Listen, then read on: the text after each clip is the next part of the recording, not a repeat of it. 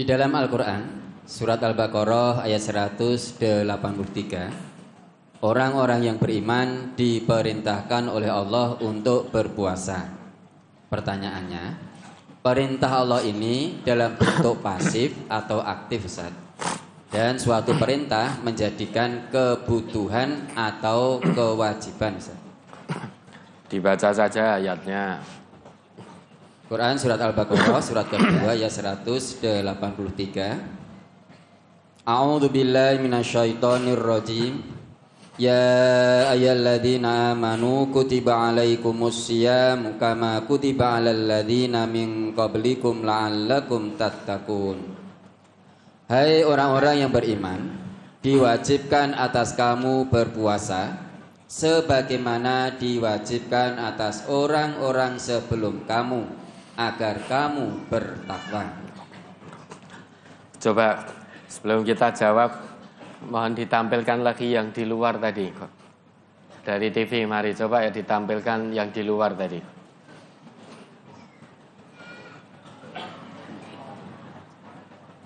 Coba yang di bawah anu tadi coba. Ya, ini sudah kepanasan ya, sudah. Ini tempat kita memang sudah tidak muat ya. Ya, mudah-mudahan nanti Allah segera berikan kita tempat yang luas. Cukup untuk ngaji sak parkir-parkir sisan gitu loh. Berapa puluh hektar. Ya. Mungkin tidak Allah memberi kita itu? Sangat mungkin, sangat mungkin. Yang penting kita ikhlas memohon kepada Allah, nyuwun karo Gusti Allah. Ya, alhamdulillah malah dapat vitamin D toh. Sehat, alhamdulillah.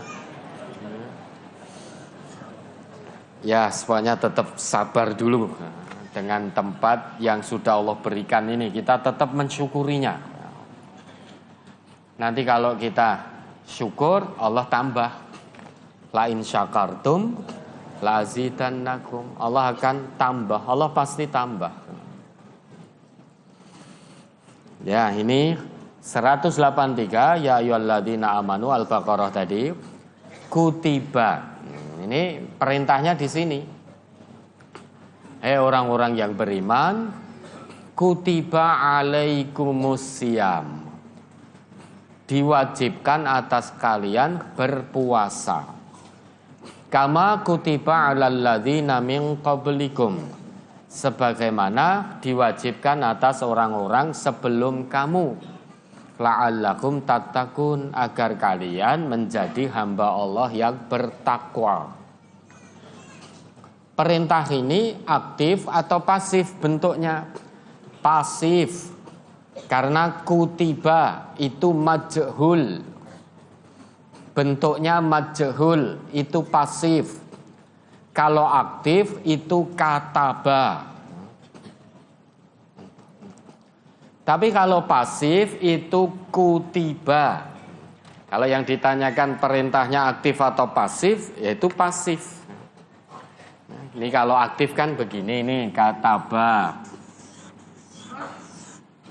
Ini kataba. Di Al-Baqarah 183 itu kutiba. Yang atas ini aktif, yang bawah itu pasif. Karena pasif, maka fa'ilnya yang memerintahkan itu tidak disebutkan. Yang memerintahkan puasa siapa? Allah. Tapi bentuk perintahnya di sini majhul, pasif. Makan itu aktif, dimakan pasif. Saya makan roti. Itu bentuknya aktif. Roti dimakan oleh saya, itu pasif.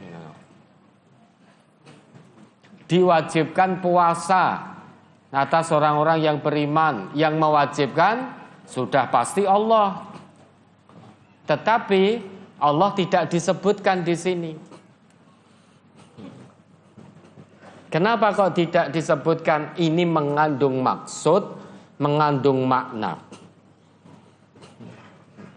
Kewajiban puasa ini seolah-olah kita itu mewajibkan diri kita yang telah ngaku beriman untuk betul-betul menjalankan puasa. Meski tidak ada orang lain yang melihat. Kenapa? Karena kita merasa diawasi oleh Allah. Orang yang beriman itu sudah barang tentu. Dia akan mewajibkan dirinya sendiri untuk berpuasa selama tidak ada uzur syar'i. Ada atau tidak orang yang melihat, kalau itu memang kewajiban puasa, sudah datang waktunya, maka orang yang beriman pasti akan melaksanakan puasa itu. Karena mendambakan ketakwaan. Salah satu takwa diraih dengan puasa. Puasa yang ikhlas karena Allah tentunya. Maka tidak ada ceritanya orang sudah ngaku beriman, datang bulan Ramadan terus delik-delik mokah tanpa ada udzur syar'i.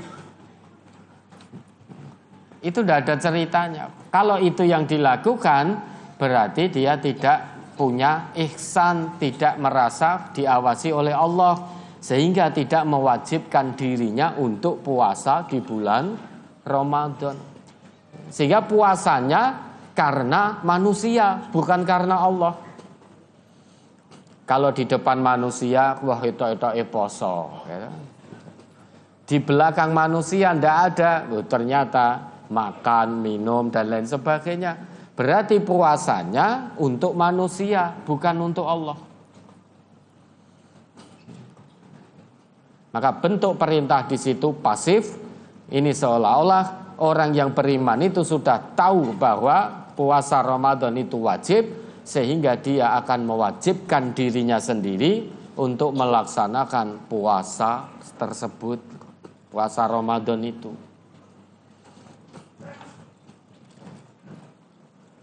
Perintah itu mengandung kebolehan atau wajib. Wajib, al-amru yufidul wujub.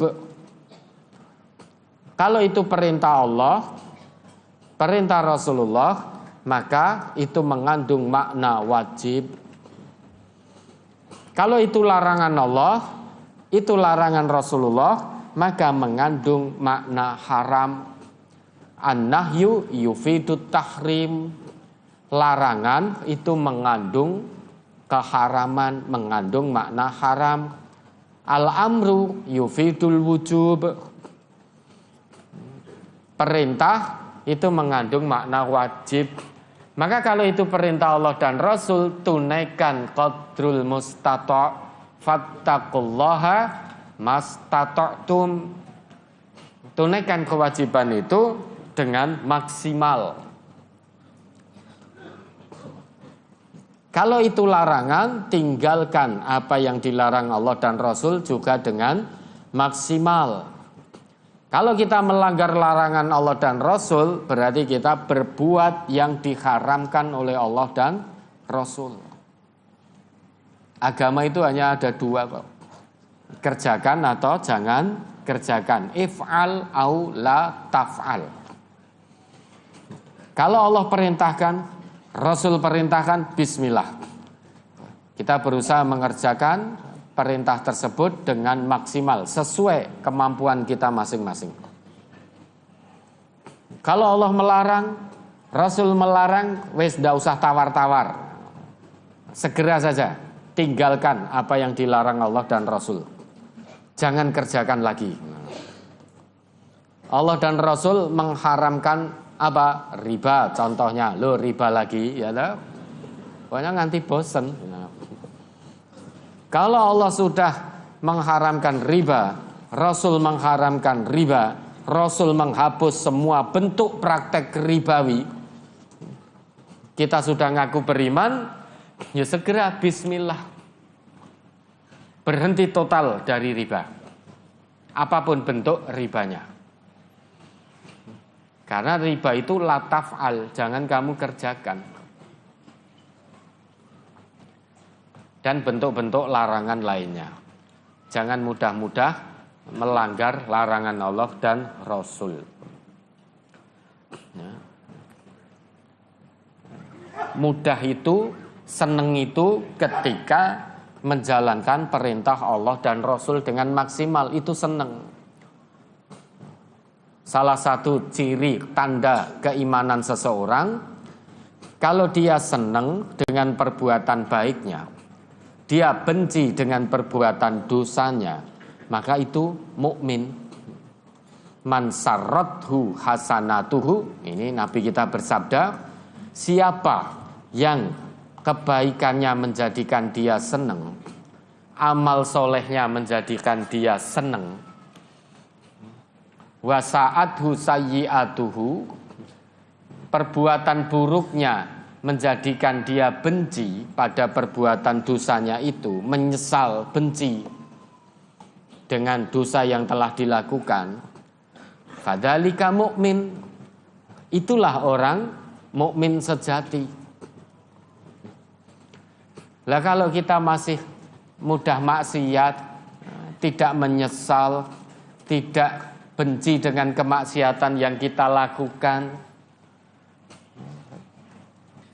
tidak sadar, tidak mengakui dosa-dosa kita, tidak menyesal kepada Allah, tidak benci dengan dosa yang telah kita lakukan, keimanan kita bermasalah di hadapan Allah. Karena menurut Nabi, salah satu ciri keimanan seseorang itu dia senang beramal soleh.